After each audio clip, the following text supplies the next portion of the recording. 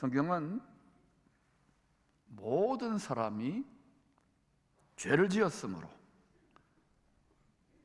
교회는 죄를 지은 사람들이 옵니다. 뭐 살인죄나 사기죄 이런 게 아닙니다. 모든 사람들이, 하나님 한 사람만 창조했어요. 한 옛사람 아담만. 그가 죄를 범했을 때 우리는 시공을 초월하여 함께 그 죄 유전의 DNA가 흘러오는 거예요. 그래서 의로운 사람은 아무도 없습니다. 모든 사람이 죄를 지었으므로 사망이 모든 사람에게 이르렀느니라. 죄 때문에 사망이 이 세상에 왕노릇하는 겁니다.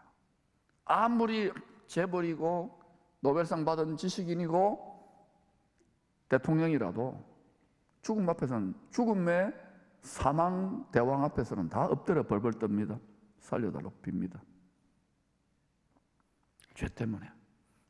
예수님이 왜 십자가에 비참하게 죽으셔야만 했을까요? 창세전에 하나님의 정하신 뜻을 따라 죄를 박멸하려고, 죄를 완전히 소멸시켜서 사망이 없는 사람, 한 세 사람, 사망이 없는 한 나라, 사망이 없는 한 새 세상을 이루시기 위하여 죽으신 것입니다. 예수야말로 가장 위대한 혁명가예요. 혁명하면 또 사람의 욕망과의 싸움인데, 우리는 지금 거룩한 나라, 죄와 사망이 없는 영원한 거룩한 나라를 위한 예수의 혁명군에 지금 가담해 있는 것입니다. 여호와의 영원한 7절기 중에 유월절을 지키려고 모세를 통해 명했잖아요. 이스라엘 백성들이 다른 나라나 흩어져 가지고 원근 각지에서 예루살렘 성에 큰 무리로 모여 있는데, 그 성에 예수님이 오신다는 소문이 들려요. 당시 예수님이 대단했잖아요. 죽은 자도 살리고 이러니까, 이야, 그래서 예수님 오시니까 종려나무, 이거 종려나무입니다. 네. 종려나무를 흔들면서 막 환영하면서 막 이러면서 큰 소리로 외치면서 영접을 합니다. 만왕의 왕으로, 메시아로 영접하는 거예요. 요한복음 12장 13절에 호산나 찬양대, 호산나 찬송하리로다.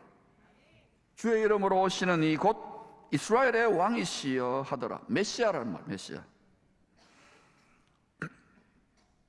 아브라함 이후로 그토록 기다리고 기다렸던 세상 죄를 없애고 장자, 제사장 나라 이스라엘 중심으로 세상 어떤 나라를 세워서 참 평강을 온 열방 모든 민족에게 가지고 올 그 구세주가 틀림없다고 열광을 했어요.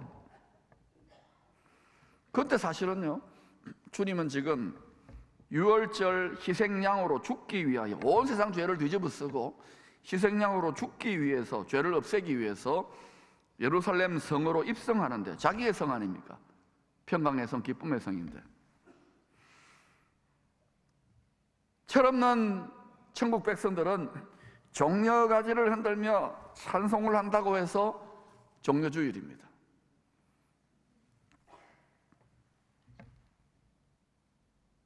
나귀 타고 십자가에 죽으러 가시는 주님이 장차 백마를 타고 다시 오셔서 땅을 망하게 하는 자들을 심판하시고 승리할 것을 드라마 감독이신 하나님께서 이렇게 연출을 한 거예요. 모든 건 지금 비밀작전이 진행되고 있어요. 눈에 보이게 나타난 것은 나타난 것으로 말미암아 된 것이 아니니라. 말씀을 통하여, 지어 계신 성령을 통해 네 눈이 열려야, 이 눈이 밝아져야 이 세상이나 이 세상에 있는 것을 사랑하지 않는데, 지금은 마음의 등불을, 마음속에 있는 메노라 7등잔에 성령의 기름을 가득가득 지혜로운 다섯 처녀처럼 준비해서 부지런히 마음 눈을 밝혀 말씀의 보석으로 혼숙감을 장만하시기를 축원합니다.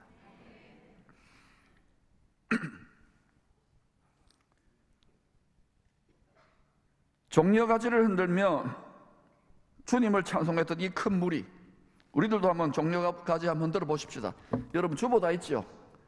예, 오른손에도, 권능의 오른손에서 손에 의미가 있어요. 자, 호산나 시작. 호산나. 예, 이거 사진 찍어야 된다. 일단 내려놓으세요. 이렇게 주님을 메시아로 찬송했던 이 큰 무리가요, 며칠 뒤에는요, 불과 며칠 사이입니다, 당시 성전의 지도자들의 미혹을 받아가지고 저놈 때문에 우리가 로마에게 미운털 박히겠다고 죽여버려라, 가짜 메시아다, 십자가에 못 박아 죽이라고 성난 목소리로 외칩니다. 세상과 짝하면 그렇게 돼요. 십자가에 못 박아라고 외치던 이들이 이 무주한 예수님의 피에 대해서 손을 씻어버립니다. 깨림직하잖아요. 빌라도가 이렇게 말해요. 빌라도 이렇게 말합니다. 마태복음 27장 25절입니다. 시작. 그 피를 우리와 우리 자손에게 돌릴지어다. 아니, 자기 자신에게만 돌리면 되지 우리 자손에게나 돌리다니. 여러분, 하나님 아버지 하늘 보좌에서 우리 말하는 걸 다, 모든 억조창생의 말을 다 듣고 계시는, 사람만 말하는 게 아니에요. 개미도 말하고요, 모기도 말해요. 이러면서 말해요. 전부 다 듣고 계시는 전지전능하신 하나님의 귀에 소위 하나님의 백성들이 들려준 말 그대로 이스라엘과 온 세상 나라 역사가 지금도 전개되고 있어요. 그 피를 우리와 우리 자손에게 돌릴지어다. 유대인 홀로코스트도 그렇고, 앞으로 스가랴서 12, 13, 14장의 예언의 말씀대로 일어나는 일도 그렇고, 그게 또 계시록에서 다 설명되고 있잖아요. 유월절 양과 희생제물로 예루살렘에서 죽으시고 부활하여 예루살렘에 다시 오셔서, 예루살렘이 세상 중심이 거기 보좌가 있기 때문에 다시 오셔서 그리스도의 나라를 회복하실 초막절 잔치를 미리 감사하는 것이 종려주일입니다. 여호와의 일곱 절기를 알아야 돼요. 초막절에 주님이 오셔서, 속죄절에 주님이 지상에 오셔서 초막절에 그리스도가 왕노릇하는 나라가 세워져요. 근데 왜 그때 여러 나무가지를 흔드는데 종려나무가지를 흔드느냐? 여러분, 애굽의 노예로, 죄와 사망 것은 노예로 있다가 홍해바다, 사망의 바다를 건넜잖아요. 그때 물샘 12과 종려나무 70주, 70이라는 것은 온 세상 나라들을 다시 살리는, 이게 생명을, 사망을 이기는 생명나무예요. 그 다음에 광야에서 훈련되어져 가지고 요단강도 사망의 강이, 같은 의미의 사망의 강이지만 세상을 이기고 가나안 땅을 정복하고 약속의 땅을 정복하고 천국을 유업으로 얻을 때에도 여리고성이 뭐예요? 종려나무의 성읍 아닙니까? 죄와 사망 권세를 이기는 것은 생명 주시는 부활의 권능밖에 없는 줄로 믿습니다. 그것이 실제로 초막절에서 흔들게 되는 거예요. 본문은 주님의 고난주간 넷째 날 일어난 사건입니다. 유월절 성만찬 후에 희생양으로 죽기를 원하시는 아버지 소원에 순종하기 위해 아들이 겟세마네에서 기도합니다. 우리에게 시범을 보이는 거예요. 하나님의 자녀된 우리들에게 육체의 정욕, 육신의 생각 꺾으라는 것이죠. 겟세마네는 올리브 열매를 절구에 넣어서 빻아가지고 으깨어서 신선한 기름을 짜내는 곳이라는 뜻입니다. 겟세마네. 주님은 자기 자신을 참 올리브 열매로 겟세마네 돌절구에 넣어서 으깨어서, 빻아가지고 으깨어서 바로 그를 믿는 성도들, 우리들에게 성령의 기름을 짜서 주시려고, 신선한 기름을 부어 주시려고 겟세마네에서 피땀 흘려 기도했던 거예요. 신선한 성령의 기름 부으심이 그냥 부어집니까?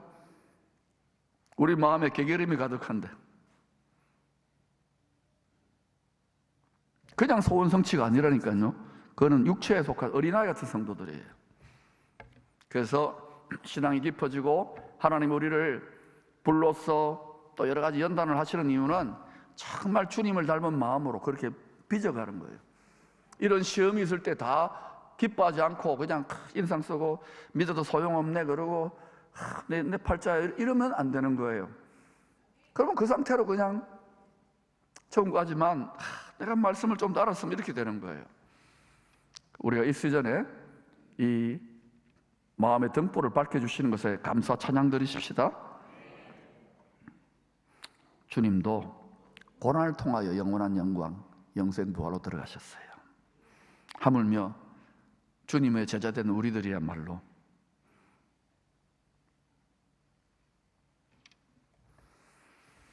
함께 왔던 제자들에게 얘들아 너희들 유혹에 빠지지 않게 기도하라 부탁했습니다. 시험에 들지 않게. 근데 제자들이 어떻게 됐어요? 제자들이 닥칠 일을 주님은 아시거든요. 자기 십자가를 질 수 있는 기름 부음을 곧 오순절 성령의 기름 부음을 받게 될 터인데 마귀가 이걸 알기 때문에 방해할 거 아닙니까? 항상 그래요. 큰 권능이 임할 것을 알기 때문에 크게 시험할 것을 아셔서 깨어서 기도하라 했던 거예요. 근데 그렇게 못했어요. 주님 홀로 오직 홀로입니다. 누구도 자랑 못하게 한 거예요. 아버지 소원에 순종하고자 기쁘게 죽고자 아버지 뜻대로 온 세상 죄를 뒤집어 쓰고 기도의 씨름을 하게 될 때 제자들은 다 잠들었습니다. 아니 우리 욕할 수 있잖아요. 스승이 저렇게까지 간절히 기도하는데 제자라는 인간들이 자빠져 잠을 잔다고? 그러나 여러분 입장 바꿔서 생각해 보세요. 얼마 전까지 자기들이 따르던 스승이 죽은 자를 살리십니다. 5,000명 이상을 먹입니다. 야 우리가 기다리던 바로 그 메시아구나. 이 세상을 그 뜸나라 이스라엘 나라 지금도 아직까지 그 꿈을 버리지 못하고 있어요. 이렇게 꿈꾸고 있는데 인기 절정의 스승님이 며칠 전부터 얘들아 내가 희생양으로 유월절 어린 양으로 온 세상 죄를 뒤집어 쓰고 십자가에 죽을 거야 이런 소리를 살살 하기 시작하는 거예요. 때가 되니까 들었어요 분명히. 근데 제자들은 자기가 높다 앉다 삐지고 막 이러고 서로 싸우고 그죠? 그럼 또 어때요? 들었는데 듣지 않는 거예요. 들을 게 있는 자든 들을지어다. 보았는데도 보지 못하는 거예요. 이게 육체를 가진 인간의 생각의 한계입니다. 하바드나 예의를 나오더라도 성령께서 기름 부어주시고 이른 비의 성령으로 늦은 비의 성령으로 복된 장마비로 마음의 등불을 밝혀주시지 않으면 성경은 그냥 하나의 인격 수양의 책이 되는 거예요. 아무리 여러분이 몇 대 신앙을 하고 목사고 박사고 하더라도요 성령의 조명이 최고의 스승인 줄로 믿습니다. 분위기가 심상치 않음을 제자들은 느꼈지만 그래도 설마 했을 것입니다. 설마 주님이 다시 오겠나? 우리도 설마 하잖아요. 종료주일 후에 고난주간 강도의 소굴이 되어버린 성전을 발칵 뒤집어 놓으셨죠. 이것 때문에 사실은 십자가에 못 박혀 죽으신 거예요. 우리가 제사장인데 어떻게 우리 보고 강도의 소굴이라 그래? 그리고 또 로마 제국한테도 찍히잖아요. 그래서 야, 저놈 저 죽여버려야 되겠다. 예수 팔 생각을 누가 넣어줍니까? 이 세상과 짝하게 하는 미혹의 영, 이세벨의 영이 딱 그렇게 음란의 영이. 마귀는 여러분 욕심을 먹고 욕심을 제사밥으로 먹고 큰 옛뱀이 큰 용이 된다는 것을 기억하십시오. 우리 그런 말 하잖아요. 욕심 없는 사람이 어디 있냐고. 이 말은 무슨 말입니까? 모든 사람이 죄인 맞네요 라는 뜻이에요. 이것과 피나기까지 싸우는 거예요. 특히 교회는. 할렐루야. 우리가 그거 잘하면요 영광에 가장 지극히 존귀하신 지극히 거룩하신 주님의 영광이 우리 마음에 이곳에 임재하는 거예요. 그때 여러분 이 도시나 이 나라가 어떻게 되겠어요? 우주 만물의 대통령이 여기 와서 계속 거주하는데 잠깐 신방하는 게 아니라 그게 킹덤 시티예요. 그게 여러분이 거룩한 나라예요. 그래서 우리 안에 있는 부패한 정욕과 피나기까지 싸우는 거예요. 1초도 방심하지 말고.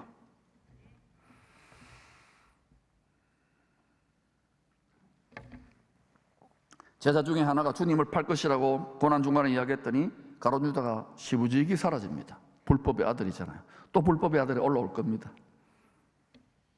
구약부터 신약까지 계속 같은 패턴이에요. 스승을 죽이려고 한다는 흉흉한 소문이 들려올 거 아닙니까? 큰일 났다. 6월절 성만찬도 스승과 다른 때 했던, 몇 년 전에 했던 식사 때 분위기가 완전히 다릅니다. 초유의 만찬과 같은 이별의 만찬이죠. 그런 느낌이었을 것입니다. 그러나 제자들은 하늘에서 왕의 식탁 앞에서 즐거운 원수들의 목전에서 내게 잔치상을 베풀어 주시는 천국의 잔치상에서 가장 좋은 로얄석에 앉아 있을 줄로 믿습니다. 이런 사망의 음침한 골짜기의 분위기가 감도는 겟세마네에서 밤중에 주님의 기도 소리가 들려옵니다. 어떻게 기도했습니까? 히브리서 5장 7절입니다. 시작. 자기를 죽음에서 능히 구원하시리에게 심한 통곡과 눈물로 간구의 소원을 올렸고, 심한 통곡과 눈물로 간구의 소원을 올렸고, 또 44절은 이렇게 묘사합니다. 힘쓰고 애써 더욱 간절히 기도하시니 땀이 땅에 떨어지는 핏방울같이 되더라. 홀로 하늘 아버지께서 보내신 천사 산파의 도움을 받으면서 부활의 새 생명을 낳고자 진통했습니다. 왜 이렇게 심한 통곡과 눈물로 피땀을 흘리면서 아기를 낳아야 됐을까요? 그 새 생명의, 부활의 생명의 말씀씨가 우리 안에 들어와서 이대로 두면은 반드시 죽잖아요. 한 번 죽잖아요. 심판받을 수밖에 없는데, 그 죽음보다 강한 사랑으로 자식인데 왼수가 된, 신부인데 음녀가 된 우리들을 향한 아버지의 죽음보다 더 강한 사랑으로 우리에게 부활의 새 생명을 선물로 주시려고 주님이 이렇게 피땀 흘려 아기를 낳는 거예요. 선지자와 주님이 뭐라고 예언했나요? 깨어 기도하시기를 축원합니다. 그리고 말씀을 통하여 구원 지식, 영생 지식, 예수 그리스도를 많이 발견하기를 축복합니다. 실력이 늘어야 돼요. 그리고 여러분, 분명히 성경대로 때가 차면 이 불의한 세상 점점 죄가 가득 차가지요. 겉으로는 아주 화려하고 대단해 보이지만 딱 하나, 참빛이신 예수님만 딱 가리면 되거든요. 이 세상은 정죄를 당하여 십자가에 못 박힐 때가 옵니다.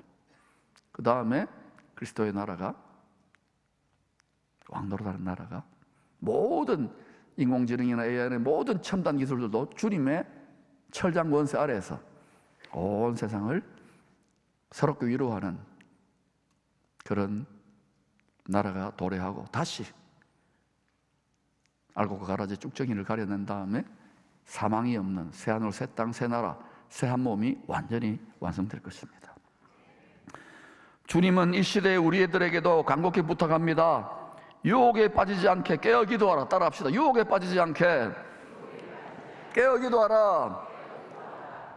시험 환영, 유혹 환영, 혹시 그렇게 하고 있지 않습니까? 마음과 생각으로 들어와요. 바울도 비슷한 부탁을 한 적이 있습니다. 자신이 복음으로 나왔던, 힘들게 나왔던 갈라디아 성도들을 맡겨놓고 교회를 세우고 다른 도시들에 이제 복음 전하러 떠났어요. 그런데 이 갈라디아 교회 성도들이 가만히 들어온 거짓 교사들로부터 잘못된 가르침을 받고 있다는 소문이 들려옵니다. 첫째는 헬라 지역의 세속적인 우상 문화와 적당하게 타협하면서 신앙생활이 된다는 가르침입니다.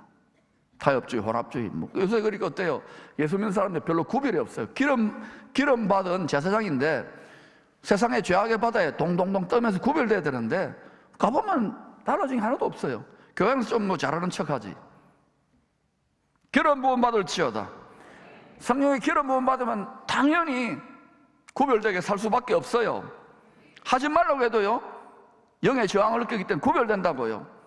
그 인내를 감당하는 거예요. 기쁘게. 할렐루야. 그때부터 원수를 이겨요. 두 번째는 유대인 교사들이 율법을 행함으로 구원받는다는 거짓 복음입니다. 누구도 자기의 행함으로 말씀을, 율법을 내가 내 육체로 지킬 수 있다. 불가능합니다. 하나는 세상 죄와 적당하게 타협해도 된다는 달콤한 유혹입니다. 이게 달콤하죠. 우리는 그쪽이 더 땡기잖아요. 지금 여러분 보세요. 이렇게 지금 타협하지 말라고 이렇게 고집불통으로 독선적으로 나가는 교회가 많지 않아요. 오직 예수 그리스도 붙드시기를 축원합니다. 달콤한 유혹에 넘어가면 안 돼요. 달콤한 유혹은 본질상 이세벨이고 발람이고 니고로당이에요. 세상과 짝하는 음란의 영입니다. 온 세상이 그렇게 믿어도 여러분은 제대로 믿기를 축원합니다. 나와 내 집은 예수 그리스도를 택하겠노라.